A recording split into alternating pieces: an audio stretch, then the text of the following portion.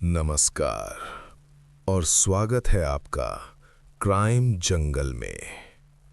इंसान का सबसे बड़ा दुश्मन कौन है, बाहर वाला या अपने ही अंदर छिपा हुआ लालच? हम अक्सर सोचते हैं कि हमारा घर सबसे सुरक्षित जगह है, पर क्या हो जब ढाल ही तलवार बन जाए। आज की कहानी नोएडा के एक आम परिवार की है, एक ऐसी रात जिसके बाद उस घर में कभी सवेरा नहीं हुआ। चलिए चलते हैं इस खौफनाक रात के सफर पर। पुलिस की गाड़ी का सायरन बजता है। इंस्पेक्टर विक्रम और एसआई अमित घर में एंट्री करते हैं। मीरा सोफे पर रो रही है, समीर घबराया हुआ और पसीने से लथपथ है। किशन नौकर रो रो कर बुरा हाल कर रहा है। क्या वक्त हो रहा था जब बॉडी मिली? समीर हल्की आवाज में, सर मैं सुबह करीब 7 बजे नीचे आया, भैया का स्टडी रूम खुला था, मैं अंदर गया तो वो जमीन पर थे, चारों तरफ खून था। एसआई अमित स्टडी रूम का जायजा लेते हुए, सर यहाँ स्ट्रगल के निशान है, एक टेबल लैंप टूटा हुआ है और तिजोरी सेफ खुली हुई है, शायद रॉबरी का केस है। इंस्पेक्टर विक्रम तिजोरी को देखते हुए, रॉबर तिजोरी खोलने का पासवर्ड कैसे जानता था? और अगर पासवर्ड नहीं जानता था तो लॉक टूटा हुआ क्यों नहीं है? अमित इस तिजोरी पर फिंगरप्रिंट्स चेक करो, और ये एशट्रे में क्या चला है? विक्रम की नज़र एशट्रे में जली हुई पेपर की राख पर पड़ती है। वो राख को केयरफुली एक प्लास्टिक बैग में डालता है। विक्रम समीर से अकेले में पूछताछ कर रहा है। तो समीर, घर में तुम्हारी भाभी मीरा और नौकर किशन थे। बाहर से कोई जबरदस्ती अंदर नहीं आया। दरवाजे पर लॉक पिक करने के निशान नहीं है।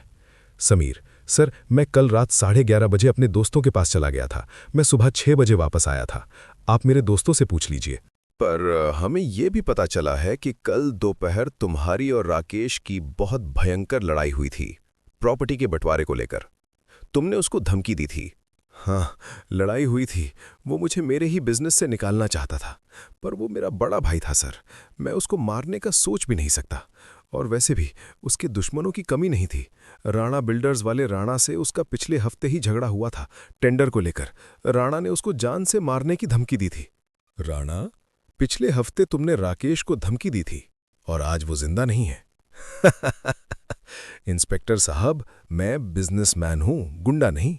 हाँ, मेरी उससे दुश्मनी थी क्योंकि उसने धोखे से मेरा टेंडर छीना था, पर कल रात मैं दिल्ली में एक बड़ी पार्टी में था। 500 लोगों ने मुझे वहां देखा है। मेरे पास सीसीटीवी फुटेज है। सर, इसका एलिबाई सॉलिड लग रहा है, हमने वेरीफाई किया है, ये कल रात पार्टी में ही था। इसका मतलब खूनी बाहर से नहीं आया, खूनी अंदर ही था, और उसने रॉबरी का नाटक किया ताकि हमें भटका सके। अमित एक फाइल लेकर भागता हुआ आता है। सर, ऑटोप्सी और फॉरेंसिक रिपोर्ट आ गई है, केस पूरा पलट गया है। क्या लिखा है? सर, राकेश की मौत सर पर चोट लगने से जरूर हुई है, पर उससे पहले उन्हें नींद की गोलियां यानी स्लीपिंग पिल्स हेवी डोज में दी गई थीं। वो ऑलरेडी बेहोश थे जब उन पर वार हुआ। और जो एश ट्रे में राख थी वो किसी डॉक्यूमेंट की थी। स्टैम्प पेपर का एक छोटा सा टुकड़ा जला नहीं था, वो एक वसीयत थी सर। वसीयत? नींद की गोलियां वही दे सकता है जो खाना या पीना सर्व करता हो। किशन? पर किशन को वसीयत से क्या लेना देना? विक्रम अब घर के पिछले हिस्से में नौकर किशन के क्वार्टर की तलाशी ले रहा है।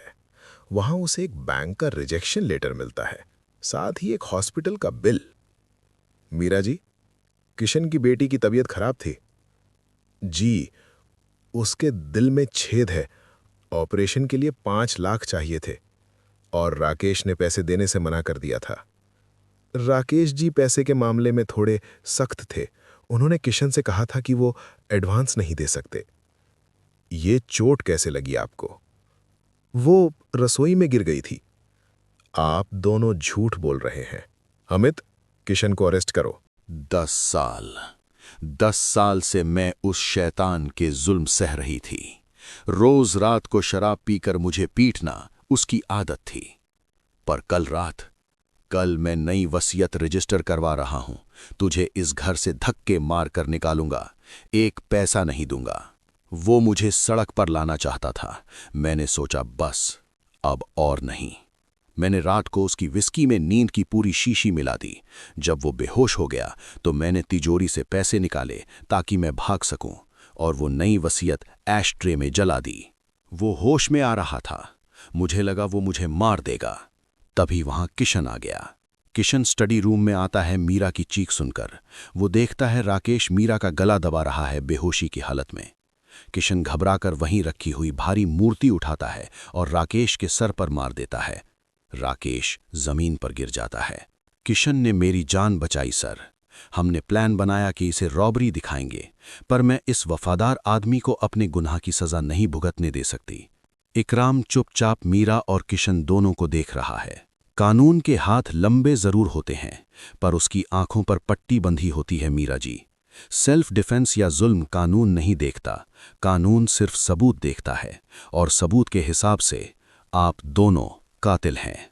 किशन की वफादारी और मीरा की बेबसी दोनों ने मिलकर एक ऐसी रात को जन्म दिया जिसका अंजाम सिर्फ सलाखें थीं। राकेश ने अगर अपने रिश्तों में थोड़ी सी नरमी रखी होती तो शायद आज वो जिंदा होता। पैसे ने उस घर की नींव रखी थी, और उसी पैसे और अहंकार ने उस घर को जलाकर राख कर दिया।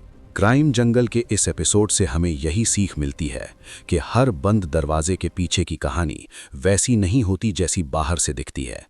अपने आसपास ध्यान रखें और किसी को इतना मजबूर ना करें कि वो इंसान से जानवर बन जाए। सतर्क रहिए और महफूज रहिए।